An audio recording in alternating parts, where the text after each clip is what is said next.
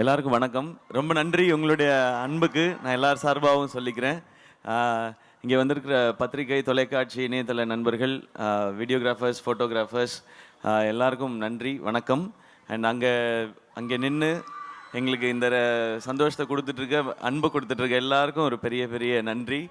And என்னோட team இந்த பராசக்தி இவ்வளவு பெரிய ஒரு ஃபிலிமாகவும் ஒரு எக்ஸ்பீரியன்ஸாகவும் மாறி இருக்கிறது காரணமான இங்கே இருக்கிற அத்தனை பேருக்கும், இங்கே வர முடியாத அத்தனை பேருக்கும் என்னுடைய நன்றி, வணக்கம்.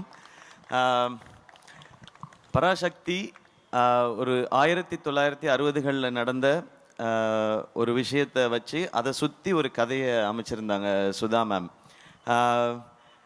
இந்த படம் பண்ணுறதுக்கு மிக முக்கியமான காரணம் என்ன அப்படின்னு கேட்டிங்கன்னா, இந்த கதை அப்படின்றத தாண்டி ஃபஸ்ட் ரீசன் வந்து சுதாக்குங்கிற மேம் தான். அவங்க தான் ஃபஸ்ட் ரீசன். ஏன்னா அவங்க இந்த படம் பண்ணலான்னு சொல்லும்போது பண்ணலாம், அதுக்கப்புறம் தான் நான் பண்ணலான்னு முடிவு எடுத்துகிட்டு தான் இந்த ஸ்கிரிப்டை படித்தேனே நான்.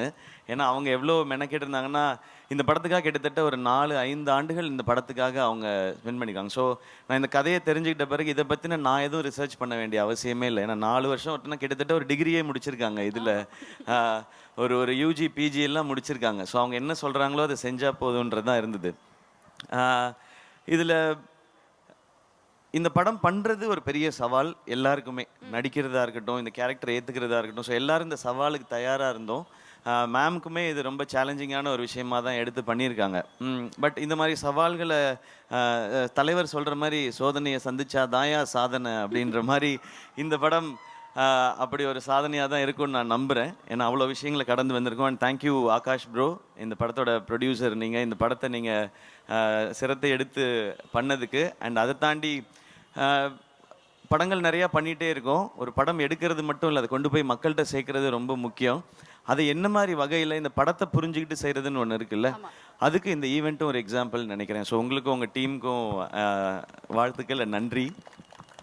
அதுக்கப்புறம் நான் ஆக்சுவலாக எல்லாரை பற்றியும் நான் ஆடியோ லான்ச்சில் தான் பேசணும்னு வச்சுருந்தேன். ஏன்னா நிறையா இருக்குது, எனக்கு ஒவ்வொருத்தருக்கும் 10 நிமிஷம் இருக்குது. ஒரு எபிசோடாக வச்சுருக்கேன்.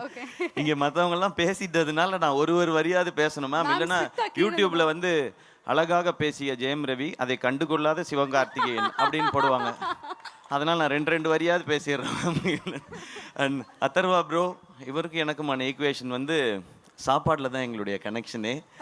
அவர் நல்லா ஃபிட்டாக இருக்கார், என்னைய டெசர்ட் சாப்பிட வச்சுருவார். அவரானா அப்புறமா ஒரு கோட் பண்ணிடுவார்னு நினைக்கிறேன். நான் அந்த சந்தோஷத்துலேயே தூங்கிடுவேன். அடுத்த நாள் ஐயோ கொஞ்சம் வெயிட் போட்டுமே அந்த மாதிரி இருக்கும். பட் ஒரு பிரதர் பாண்டிங்கிறது நீங்கள் படத்தில் பார்க்குறது நடிப்பு இல்லை, உண்மையாக அவருக்கு என் மேலே இருக்கிற கேர், எனக்கு அவர் மேலே இருக்கிற கேர்.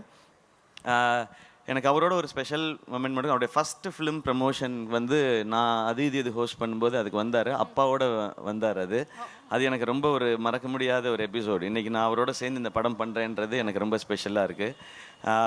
அண்ட் மேம், உங்களை பற்றி இதுக்கு மேலே நான் சொல்ல போகிறதில்ல, ஆனால் நிறையா இருக்குது. எபிசோடெல்லாம் வச்சுருக்கேன் நான், அது ஆடியோ லான்ச்சில் பார்த்து.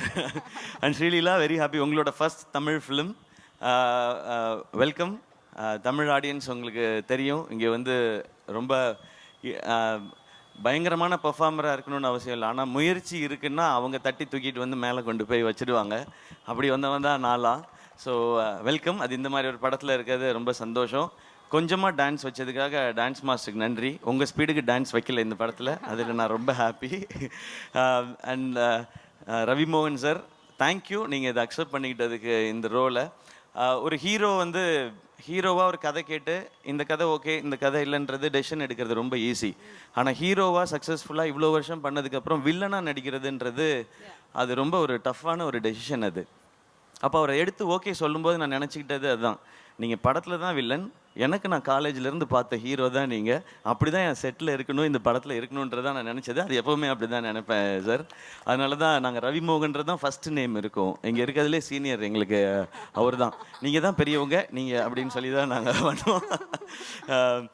ஜிவி ப்ரோ, ஜிவியோட 100th ஃபிலிம். நான் இப்போ தான் சொல்லிட்டு இருந்தேன், அம்மா கேட்டாங்க, ஜிவி பிரகாஷ் 100 படம் பண்ணிருச்சுப்பா, சின்ன குழந்தையிலேருந்து மியூசிக் போடுதோ அப்படின்னு இன்னைக்கு காலையில் கேட்டாங்க. அந்த விகடன் இன்டர்வியூ பார்த்துட்டு, அம்மாம்மா அவர் சின்ன வயசுலேருந்து ஆரம்பிச்சாருமா, நான் குழந்தையா இருக்கும்போது இல்லை, மியூசிக் டைரக்டர்லாம் 10 படம் 15 படம்லாம் பண்ணலாமா, அதனால அவன் 100 படம் பண்ணிருச்சுப்பா, பெரிய விஷயம்னு சொல்லிட்டு இருந்தாங்க. உண்மையிலே பெரிய விஷயம் தான். 100 படம் பண்ணுறது இல்லை, அதுக்குள்ளே எல்லா ஜானரும் பண்ணிட்டார் அவர்.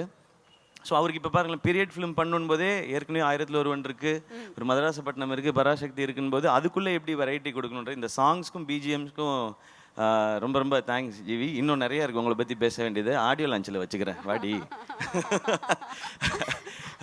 அண்ட் எல்லா டெக்னீஷியன்ஸ்க்கும் ரொம்ப தேங்க்ஸ். ஏன்னா இது 25th ஃபிலிம், ரொம்ப ஸ்பெஷலாக. இது 25th ஃபிலிம் ஆனதுக்கு காரணமும் ஆகாஷ் தான். ஓகே. நான் இன்னொரு படம் பண்ணிட்டு இந்த படம் பண்ணலான் போது அண்ணா இது 25th ஃபிலிமாக இருக்கட்டும் போது எனக்கு சொன்ன இதை விட ஒரு ஸ்பெஷல் ஃபிலிம் 25th ஃபிலிமுக்கு கிடைக்குமான்னு தெரியல. இந்த ஸ்டோரி, இப்படி ஒரு டீம் அண்ட் இந்த டைட்டில். ஸோ இது வந்து அந்த பராசக்தியோட அருள் தான் நினைக்கிறேன் எனக்கு கிடைச்சிருக்குது. ஸோ இதெல்லாம் அமைஞ்சிருக்குன்றது. அண்ட் வேர்ல்ட் ஆஃப் பராசக்தி 1960களுக்கு உங்களை எடுத்துகிட்டு போய் ஒரு 2.5 மணி நேரம் கூட்டிகிட்டு போய் ஒரு 2.5 மணி நேரம் உங்களுக்கு அந்த எக்ஸ்பீரியன்ஸை காட்டுறதுக்கான முயற்சி தான் எல்லாருமே பண்ணியிருக்கோம். இந்த படம் ரொம்ப ரொம்ப முக்கியமான ஒரு பிரச்சனையை பேசும். ஆனால் அது கூடவே காதல், பாசம், வீரம், புரட்சின்னு எல்லாமே பேசுகிற படமாக இருக்கும். இந்த பொங்கலுக்கு பராசக்தி ஒரு நல்ல செலிப்ரேஷனாக இருக்கும். எல்லாரும் தேட்டரில் பாருங்கள். இந்த இடத்தையும் உங்களுக்கு ஃப்ரீ டைம் இருந்ததுன்னா வந்து எக்ஸ்பீரியன்ஸ் பண்ணுங்கள். ஃப்ரீ டைம் இல்லை, கண்டிப்பாக வரணும். அப்படி நான் சொல்லக்கூடாது இல்லை. ஏன்டா எங்களுக்கு எவ்வளோ வேலை இருக்குது, நீ என்னடா கண்டிப்பாக வரணுன்ற அப்படின்னு கேட்பாங்க. உங்களுக்கு தெரியாது மேடையில் பேசுறது எவ்வளோ கஷ்டம்னு. நாளைக்கு யோசிச்சு பேசிகிட்டு இருக்கோம். ஸோ ஃப்ரீ டைம் இருக்கும்போது வந்து பாருங்க. ஏன்னா வீக்கெண்ட் வந்துருச்சு இல்லையா? ஸோ எங்கேயாவது இந்த பக்கமாக அப்படி போகும்போது வாங்க, ஓ இதெல்லாம் பண்ணியிருக்கீங்களான் இருக்கும். எனக்கு அந்த செவர்லே கார்லாம் பார்க்கும்போது அந்த மாதிரி ஒரு எக்ஸ்பீரியன்ஸ் தான் இருந்தது. நான் அதெல்லாம் கேள்விப்பட்டிருக்கேன், கேட்டிருக்கேன். அது நேரில் பார்க்கும்போதோ அது அனுபவிக்கும் போதோ அது ஒரு புது ஃபீல் அது. அண்ட் இந்த இடத்துல இந்த ஈவெண்ட் நடக்கிறது சூப்பர், ஸ்பெஷல், ஐகானிக்கான ஒரு பிளேஸ். ஆமாம். ஸோ இந்த ஃபிலிமே அப்படிதான். இது ஒரு இந்த ஃபிலிம் ஒரு பிளெஸிங் அப்படிதான் நான் நினைக்கிறேன். ஓகே.